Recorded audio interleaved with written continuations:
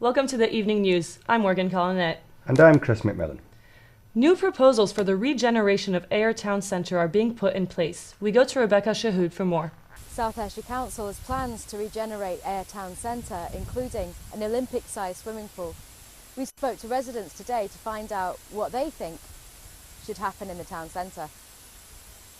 I would like to see something, maybe something different, something individual that some other town hasn't got, something to bring people into the town, because you need something unique to make your town different.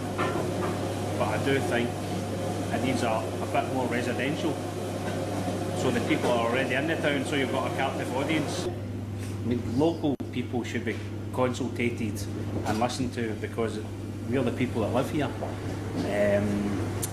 Usually the people that come up with these ideas don't live in the town and have never lived in the town. We should really need to ask the people what they want, because if you build something that the council wants or an outside developer wants, it's not necessarily what the people want. I gave Renaissance and the council a few ideas, I printed them off. There's a few ideas I've seen in London. Like, I don't know if you know it, it's in Box Park, it's in Shoreditch, places like that, you know. Amazing, shipping containers, cheap as chips, the company set it up for you.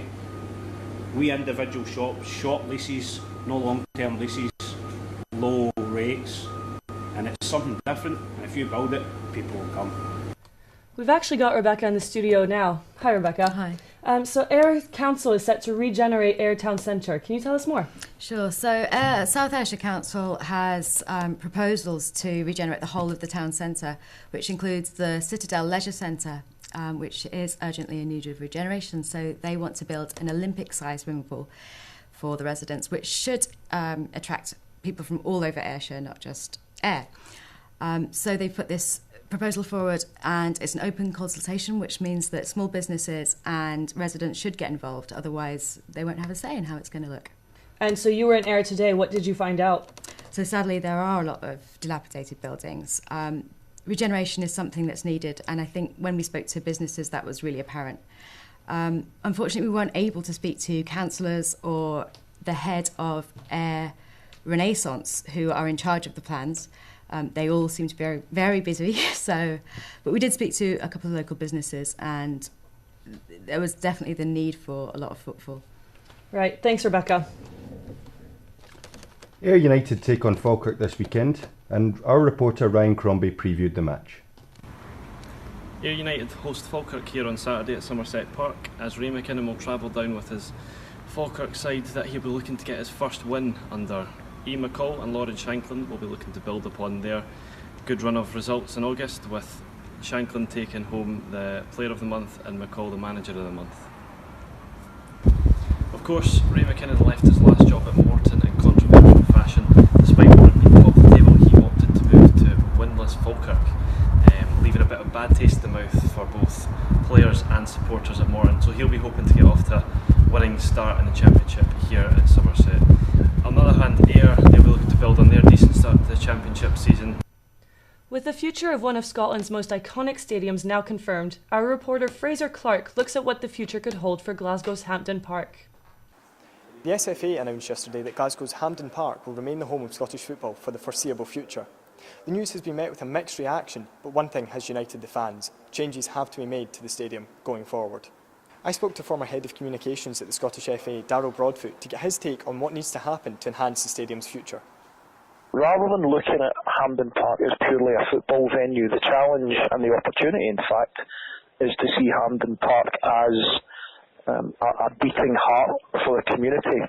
Not just the football community, but the wider community. And all you have to do is look at the expressions of support that you've seen from the business community, the airport, wider community empowerment groups. So it's the right result. I think it's been vindicated, and the challenge now has been 2020, and of course it will be a host city venue for European Championships. Is what can be done to improve on what is already a firmly established FIFA standard stadium that is hosting still major tournaments. And our reporter Fraser Clarke joins us now. Fraser, what do you think can be done to improve the existing stadium? Well, I suppose it really depends who you speak to. Everyone has their own idea of what would make the perfect home of the national team. Undoubtedly, though, one thing that unites all fans, I think it's safe to say, is a desire to be closer to the action.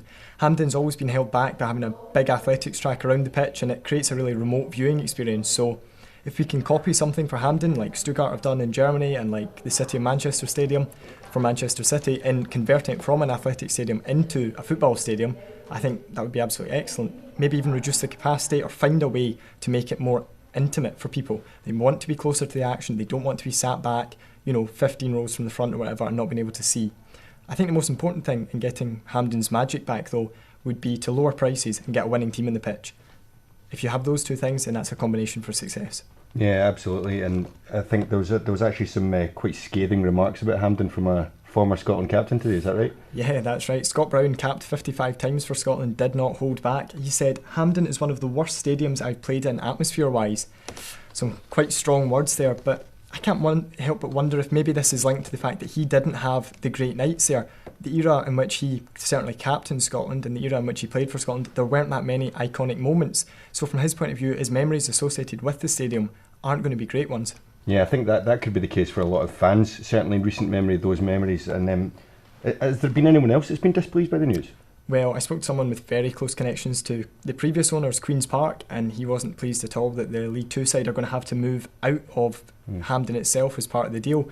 They're going to have to move to Lesser Hampden. It's still a perfectly adequate ground for a League Two club, but one of the major selling points for Queen's Park as an amateur team who don't pay wages and who haven't paid wages for the past 151 years now is that you get the opportunity to play at the National Stadium. To take that away, it's going to make it very difficult for them to attract players. They might have to end that tradition and start playing semi-professional wages. Yeah, hopefully that wouldn't be the case. But finally, looking ahead, obviously Hampden is scheduled to be hosting Euro 2020 matches. Do you think any of the improvements could be made by then?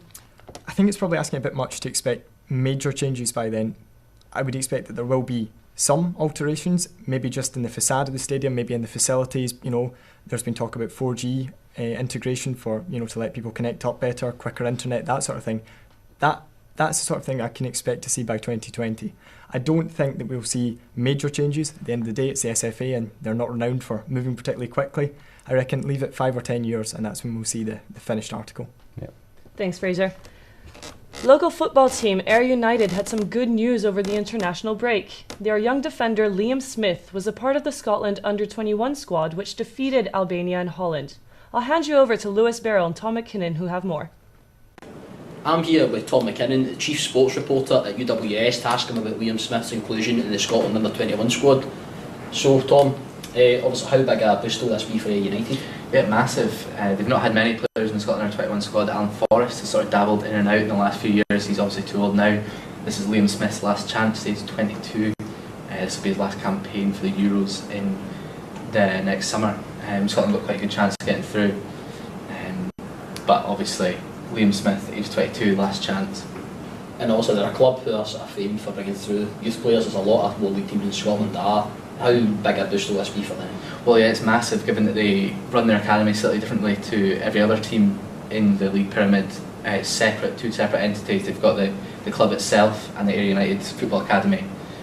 Whilst there is a tight-knit link, it's not one organisation like you would see everywhere else. So, for instance, it's not as clear a pathway as you would find elsewhere, and they're privately run, which is very impressive given the lack of funding in the Scottish lower leagues. And obviously United have had a bit of a almost surprisingly good start to the season. You can say having players in the under-21 squad and things, yeah, this can only be good for their confidence going forward. Yeah, it could be massive, especially after it started, as you said, started really well. Apart from that demoralising defeat to a Stephen Dobbie-inspired being in the south, 5-0 down. Liam Smith getting hooked at half time, not starting his particular career Ayr United very well, but was incredibly impressive last season, both on the right side and the left side of the defence, where he's equally capable. He got in the team of the season championship last year, which is impressive for someone who had only previously done loan spells, and now this is his first permanent club away from Tynecastle and Hearts. Well, yeah, so do you think that he can push forward and really cement? Obviously he's been a bit in and out of the team, so do you think he can really cement his place in the team now? Yeah, I think it'll be a big case of getting past the stalwart that is Andy Geoghegan. He's been there for at least his second spell now. He's been there for years, but he's more scored naturally midfielder. So you think if they can get a player who Scotland see them as good enough for the first for the under 21s, and you'd imagine soon enough he'll take charge of that place at right back or even at left back if need be. Another youngster, Daniel Harvey, on the left hand side as well. So it's quite good for Ayr going forward, having youngsters like that who are clearly highly thought of in the Scotland system. So players like that, coupled with Shankland up front, who's scoring goals for fun, maybe not quite as much as Dalby and Queen of the South, but he's on fire himself. Maybe he's gone slightly under the radar because of Dalby's apparent goals. Well, thanks very much, Tom. Back to you in the studio. Thanks to Tom and Lewis. That was the UWS Evening News. Take care and goodbye.